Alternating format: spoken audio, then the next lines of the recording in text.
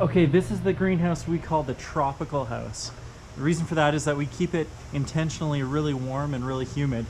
And every plant has kind of a different cultural, or most plants have different cultural requirements. So the ones that like the hot tropical climate, you can hear the vents going off there. We can grow them on in here.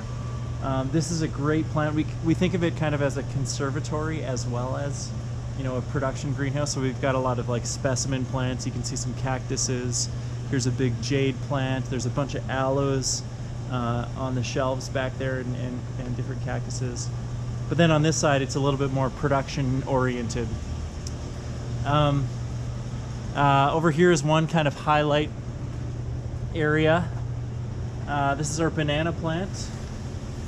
This is Musa species, and we harvest ladyfinger bananas off this a couple times every year.